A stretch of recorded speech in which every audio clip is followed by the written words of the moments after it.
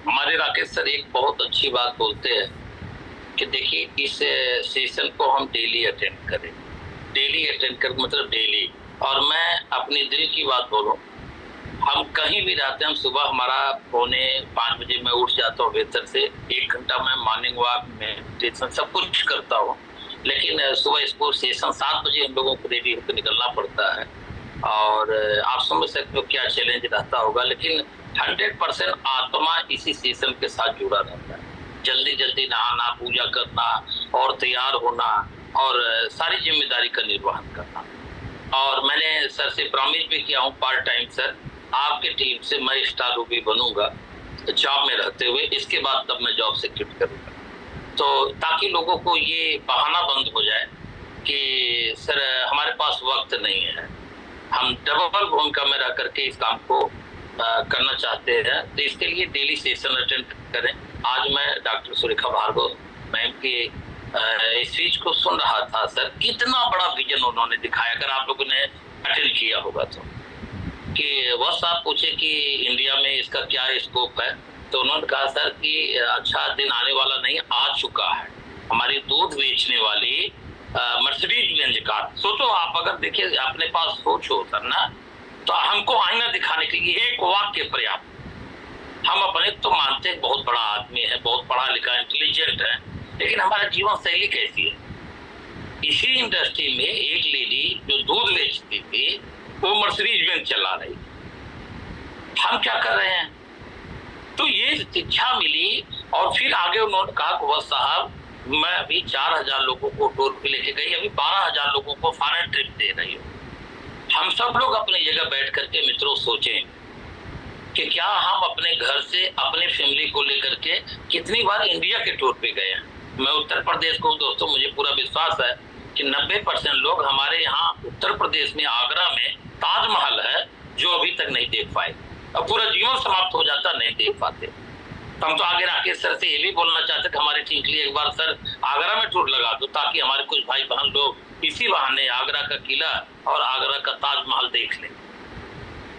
तो मित्रों आप सोचिए, जब हमारे घर में जो चीज है लोग नहीं देख पा रहे हैं, तो विदेश का सपना कहाँ उनकी आंखों में है, विदेश कहाँ जाने को सोच रहे हैं। लेकिन ये इंडस्ट्री में मुमकिन है। आरसीएम बिजनेस के प्लेटफॉर्म पे आज हमारे राकेश सर, प्रमोद सर, अभी देखिए आप लोगों ने ध्यान दिया होगा, पीछे इंडोनेशिया गए थे 7 दिन के टूर पे, 7 दिन के टूर पे थे। इसी प्लेटफॉर्म के माध्यम से हमारे सर लोग सिंगापुर, स्विट्जरलैंड, मलेशिया, थाईलैंड, कई कंट्री का ट्रिप कर चुके हैं। आपके ही हमारे गुरु हैं, इसी कंपनी के माध्यम से गए हैं। तो दोस्तों हम सबको ये जो पोर्टल दिया गया, ये केवल सुनने के लिए नहीं दिया गया है, यहाँ से संकल्प लेने के लिए दिया गया है कि अगर एक दूध बेचने वाला मर्सिडीज बेंज अचीव कर सकता है।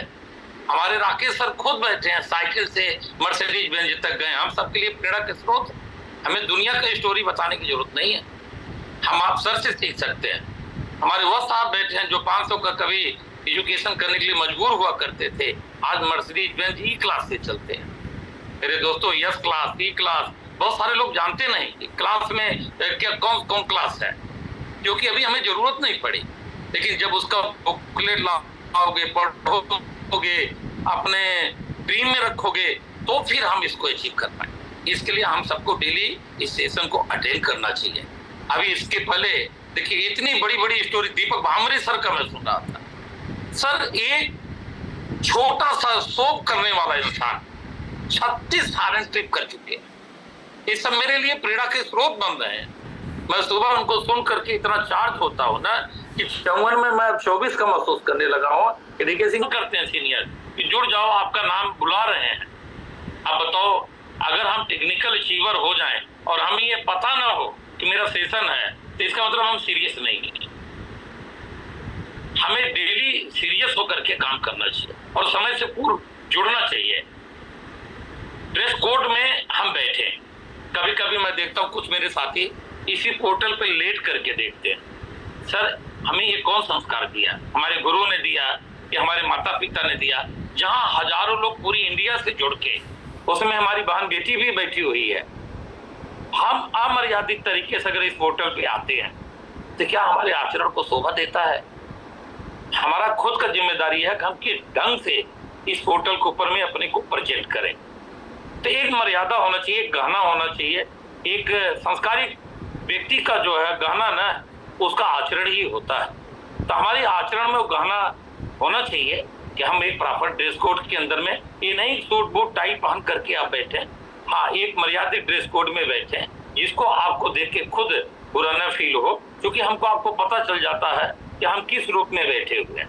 तो इन चीजों का हम लोग ध्यान रखें, डायरी पेन के साथ बैठे। और इसके आगे मैं अब कुछ बातचीत करना चाहूंगा कि देखिए, हर लीडर जो बड़ा बनना चाहता है ना, उसके नीचे एक कोर की पात्रता होनी चाहिए।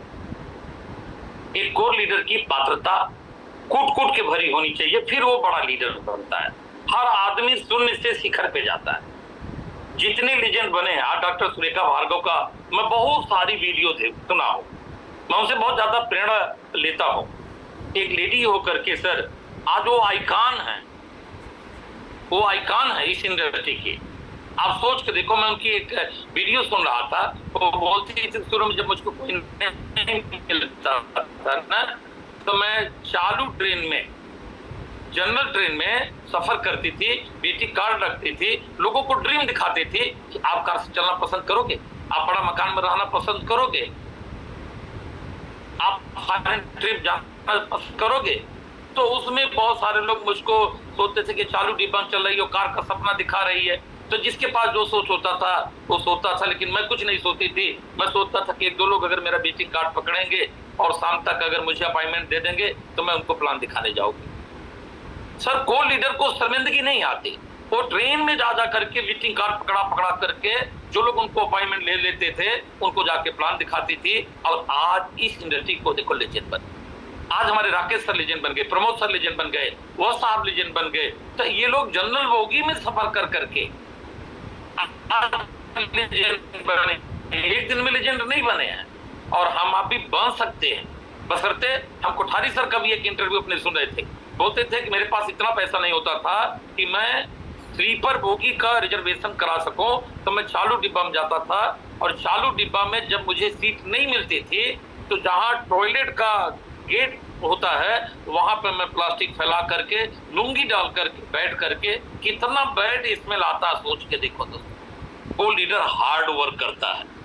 हमने वह साहब को अपने घर पे मिला, हमारी वाइफ से बोल रहे थे कि भाभी जी, मैं पहले जब आरसीएम शुरू किया था ना, 28 दिन बाहर रहता था। उनकी पत्नी का नाम सुदेश वस्त्र है। उन्होंने कहा सुदेश एक बार मुझको फोन की, वो स्टोरी मेरी पत्नी को सुना रहे थे, मैं भी उनके बगल में ड्राइंग टेबल पे बैठ करके हम दोनों लोग लंच कर रहे थे। तो उन्होंने कहा कि उन्होंने पूछा मुझसे कि आप कहाँ हो, तो उन्होंने कहा कि मैं वेस्ट बंगाल में हूँ। कहना आज कौन दिन है? कहना कोई दिन तो होगा। कहना हमें याद भी नहीं था कि कौन दिन है और कौन दिन का इम्पोर्टेंट है, मुझे कुछ नहीं पता। उन्होंने कहा कि आपको अब इतना भी नहीं पता कि आज कौन दिन है और आपके दिन खास है कि नहीं है। उस दिन सर का मैरिज एनिवर्सरी था। तो कहना मेरी वाइफ थोड़ा भावुक हो गई और फिर मैं अपने दिमाग में जो डाला कि आज कौन दिन हो सकता है जिसको लेकर इतना सेंटिमेंटल हो रही है। तब मुझे पता चला कि मेरा मैरिज एनिवर्सरी। मैंने सॉरी बोला और बोला कि देखो आज मैं जरूर दिन भूल गया हो और आपके मैरिज एनिवर्सरी में आपके साथ नहीं हो, लेकिन आने वाले 5 साल के बाद आप जिस कंट्री पे हाथ रखोगे मैं वहीं पे आपका मैरिज एनिवर्सरी आपके साथ मनाऊंगा, आपके साथ रहूंगा। और दिन रात सर लोग मेहनत किए। आज देखो वो साहब इस इंडस्ट्री का, सर आरसीएम का नहीं, इस इंडस्ट्री का लेजेंड बन गए। और आज वर्ल्ड का कौन ऐसी कंट्री है जहां वो अपने फैमिली को लेकर के न जाते हो। मैं जानता हूं कि जितनी बड़ी बड़ी लीजेंड जो काम कर रहे हैं, हम सबके प्रेरणा के स्रोत आदरणीय वो साहब उससे आगे कर रहे थे। तो शुरू में उन लोगों ने हार्ड वर्क किया। राकेश सर क्या बोलते थे, मैं साइकिल से निकलता था, दिन भर प्लान दिखाता था, नो सुनता था और पूरे 36 महीना काम किया तो जाकर के मुझे क्या गेन हुआ। 1 साल में 16,000, 2 साल में 64,000। मुझे याद हो गया उनकी स्टोरी सुनते सुनते। और आज मैं 29 महीना में रोल्टी गया, लेकिन उसके ठीक उतने समय में मैं स्टार रूबी कंपनी का सबसे बड़े पिन पे गया। हमारे प्रमोद सर 6 साल में स्टार रूबी गए। हम लोग उन्हीं के तो वंशज हैं, आरसीएम के, उन्हीं के तो संतान हैं। उनसे अगर थोड़ी भी शिक्षा हम लोग ले सकें, मैं देखता हूं कि राकेश सर, प्रमोद सर इतने बड़े लेवल पे होते हुए आज तक कोई मीटिंग नहीं छोड़ते। अगर ये फ्लाइट में होते, मौका मिलता, मैंने देखा इवन देन इंडोनेशिया में भी थे, बाली में, वहां से भी ये लोग जुड़ने का प्रयास गुरु लोग करते थे। क्यों? किसी चीज का अभाव है क्या? बस सर ना ये जानते हैं कि आज मेरी जिंदगी में जो खुशियां आई है, मेरे गुरुओं को जैसे आई है, और मैं भी अगर अपने डाउनलाइन को एक सही राइट डायरेक्शन दे दूंगा, राइट प्लेटफॉर्म तो मिल गया है, राइट डायरेक्शन दे दूंगा, इन भाइयों का भी जिंदगी खिल जाएगा। इसलिए दोस्तों ना, इस इंडस्ट्री में काम करने से सफलता नहीं मिलेगी, सख्त परिश्रम करने से सफलता मिलेगी। मैं कभी कभी ना आपको दिल की बात बोलूं, हमारे सीनियर आदरणीय संतोष पाठक जी हैं, जो मुझको इस इंडस्ट्री में लेकर के इंट्रोड्यूस किए हैं, रमेश चंद्र प्रजापति जी हैं, सुरेश जी हैं, आप पूछ सकते हो दोस्तों। मैं कभी कभी इतना थक जाता हूं, मेरे गले से आवाज नहीं निकलती, तब मैं मजबूरन अपने सीनियर को फोन करता हूं कि पाठक अब मेरे गले से आवाज नहीं निकल रही और मैं मीटिंग लिया हूं, मैं मीटिंग कैसे करता नहीं, आप प्लीज मेरा सहारा बन जाओ। आज तक मेरा कोई सीनियर मुझे निराश नहीं किया है।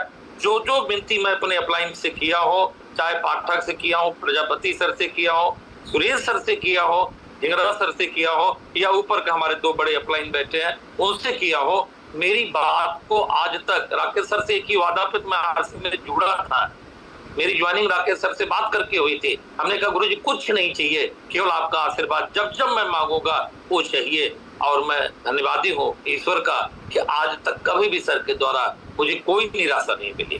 जब मैं जो चीज मांगता हूँ, जिस लीडर का आशीर्वाद चाहता हूँ, वो चीजें मुझे सर के द्वारा मिलता है, आप तक मिलता है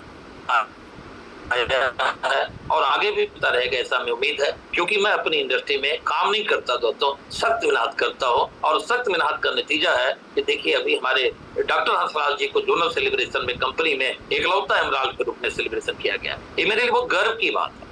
हमारी टीम जीते, 110 पीने जून में निकली, वो मेरे लिए बहुत प्राउड की बात है। और हर महीना मेरे टीम से लोग टेक्निकल क्वालिफाई कर रहे हैं। इस महीना भी हमारे टीम से सुनील गौतम जी और यदुनाथ यादव जी लास्ट मंथ का टेक्निकल क्वालिफाई कर रहे हैं, और अगले महीने तो राकेश सर को मैंने बताया कि बहुत सारे लोग अपनी तैयारी पे हैं, जिनको लेकर के हम बहुत ज्यादा सर प्लानिंग कर रहे हैं, एक्शन कर रहे हैं। और आप सब मेरा परिवार हो, मैं आप सब से उम्मीद करूंगा कि हम काम करें, बहाना का दरवाजा बंद करें। काम मर्दों का श्रृंगार है, मर्द का मतलब पुरुष नहीं होता, स्त्री और पुरुष दोनों मर्द होते हैं, क्योंकि लक्ष्मीबाई को मर्द ही बोला गया था दोस्तों। तो काम से मैं मर्द का परिभाषा निकाल रहा हूं, तो आप लोग काम करें, हार्ड वर्क करें। दूसरा चीज, पॉजिटिव एटीट्यूड के साथ करें। मैं तो ये राकेश सर से, प्रमोद सर से बोलता हूं कि उत्तर प्रदेश की पहली सरजमी से कोई स्टार रूबी निकलेगा, उसका नाम डीके सिंह है। कितना लोग तो बोलने में डरते हैं। हाँ, मेरे यहाँ star Ruby D Kumar sir हैं, लेकिन वो बिहार के हैं। मैं सोचता हूँ उत्तर प्रदेश के सरजमी का पहला स्टार रूबी कोई बने, उसका नाम डीके सिंह होगा। सर मुझे कहने में कोई संकोच नहीं है, मैं काम करता हूं और एक केवल बोल नहीं रहा हूं। बहुत जल्दी आपको स्टार रूबी का अपने गुरुओं के चरणों में सौगात में संकल्प लेकर के पूरा करना चाहता हूं। इसके लिए मैं वर्क करता हूं। पॉजिटिव एटीट्यूड के साथ करो। मैंने सर लोगों से बार बार बोला हूं, 2025 31 दिसंबर तब खत्म होगा जब डीके सिंह के कोख से 101 टेक्निकल अचीवर तैयार हो चुके होंगे। इसलिए मैं काम करता हूं, मैं केवल डायलॉग नहीं मारता। कुछ लोग सोचते हैं ना, ये महाभारत छेड़ देते छोटी छोटी बातों को लेकर के। छोटी बात मत करो यार, बड़ी बात करो, काम करके दिखाओ। काम करोगे ना, दुनिया आपका नाम लेगा, आपके नाम पे पोर्टल चलेगा। थोड़ा सा दिल बड़ा करके करो। तो मैं तो 101 टेक्निकल अचीवर बनाने का संकल्प लिया हूं, और देखो नेशनल पोर्टल पे बोल रहा हूं 31 दिसंबर 2025 तब खत्म होगा जब डीके सिंह की टीम से 101 टेक्निकल अचीवर खड़े हो। उसके लिए मेरे पूजनीय चाचा जी, जनरल सिंह जी, प्रेम बंसल सर जी, सबका मैं आशीर्वाद देता हूं। मैं कोई ऐसा लीडर नहीं बचा जिनका आशीर्वाद मेरी टीम में न बरस रहा हो। जयश्री जी, पूजा बहन, मैं सबका आशीर्वाद देता हूं। मैं तो कुछ भी नहीं था, अगर मैं कुछ हूं आज ना, इन्हीं लोगों को वजह से हूं। तो आप लोग भी संकल्प लो काम करने का। मैं हार्ड वर्क करता हूं, पॉजिटिव एटीट्यूड के साथ करता हूं। इसके लिए मैं डेली वर्क करता हूं। आप लोग भी करिए, पॉजिटिविटी के साथ, सकारात्मक नजरिया के साथ काम करिए कि मैं सफल हो जाऊंगा। मैं हमेशा करता हूँ, मेरे अंदर कभी निराशा नहीं आती। और मैंने तो ये संकल्प लिया 2030 में 1000 से ज्यादा टेक्निकल अचीवर क्रिएट करूंगा और पूरे भारत के अंदर में कोई ऐसा स्टेट नहीं होगा जैसे मेरे गुरुओं का नाम पूरा झंडा लहराता है, ऐसे यूनिट डीके सिंह का झंडा लहराएगा।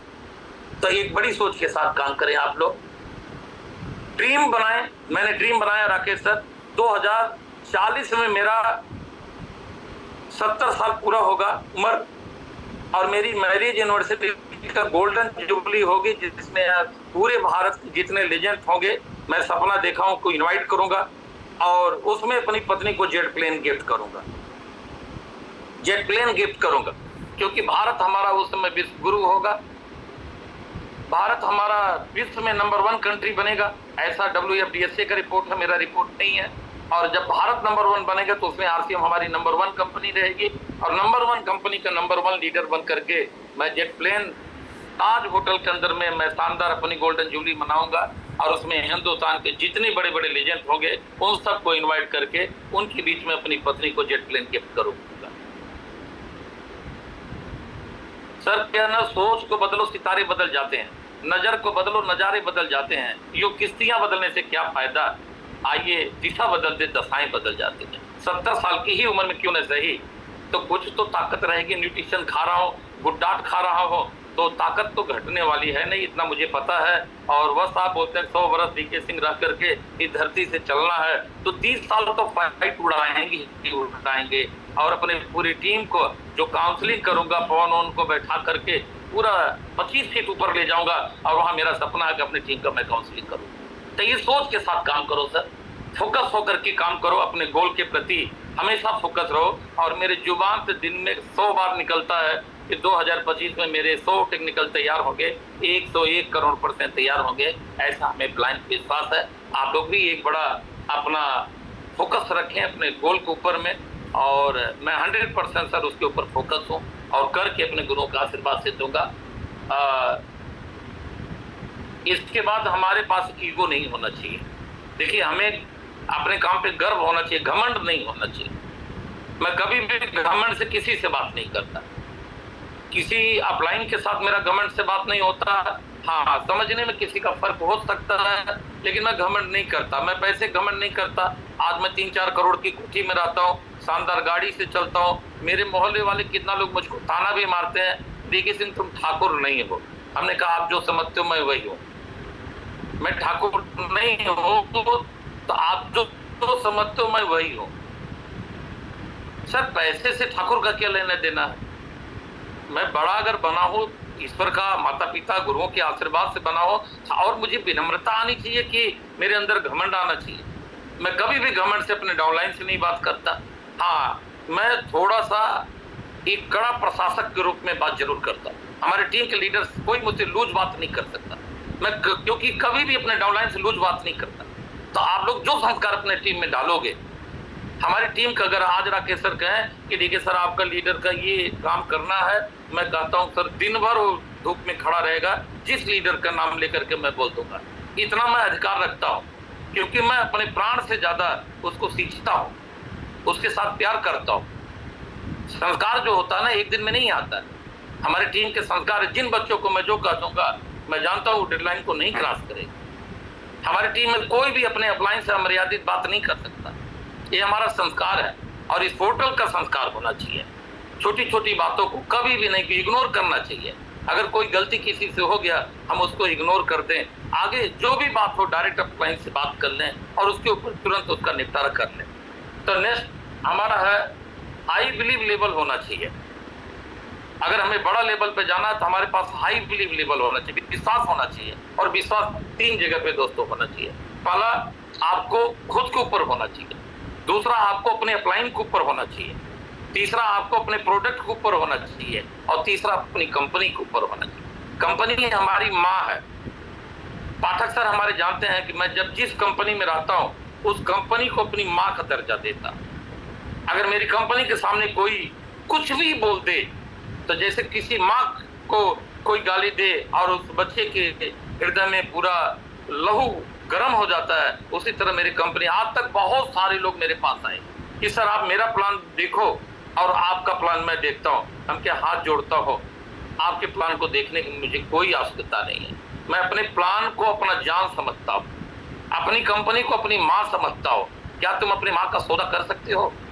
मैं कभी भी अपनी माँ का सौदा नहीं करता। मैं आरसीएम के प्रोडक्ट नहीं मानता दोस्तों, आरसीएम का प्रोडक्ट का भगवान का प्रसाद मानता हूँ, प्रसाद मान करके ग्रहण करता हूँ। मेरी जिंदगी में आरसीएम जो है ना, वो कोई कंपनी नहीं है, कोई बिजनेस नहीं है, मेरी आत्मा है। मैं उसके बिना एक मिनट, जैसे मछली पानी के बिना जिंदा नहीं रहती सर ना, वैसे मैं अपने लोगों से, अपने अप्लायंस से, अपने डाउनलाइन के बिना तड़पने लगता हूँ, अपने प्रोडक्ट के बिना तड़पने लगता हूँ। ये मैं आस्था अपनी बता रहा हूँ। तो इस प्रकार से मैं काम करता हूँ। मेरे डाउनलाइन नहीं होते, मैं अपनी संतान की तरह उनको प्यार करता हूँ, अपने डाउनलाइन को अपनी संतान की तरह पालता हूँ। और मैं गर्व से बोल सकता हूँ, पूरे हिंदुस्तान में बहुत सारी टीमें होंगी, लेकिन जो यूनिट डीके सिंह का संस्कार है वो 100 में से 8 लोगों के पास होगी। मेरे बच्चे कभी भी किसी का प्रतिकार नहीं करते, उसको मैं पालता हूँ। क्योंकि 4 अक्षर आप लोग नोट कर लीजिए, कल्चर, पोस्चर, एजुकेशन, मोटिवेशन। इन्हीं 4 टॉपिक के ऊपर मैं टीम का निर्माण करता हूँ। पहले नंबर पे कल्चर होता है, मैं संस्कार देता हूँ। दूसरे नंबर पे पोस्चर होता है, बातचीत की शैली और आपका पहनावा। एजुकेशन माने शिक्षा होता है, डेली हमको मिरेकल मॉर्निंग में मिल रही है।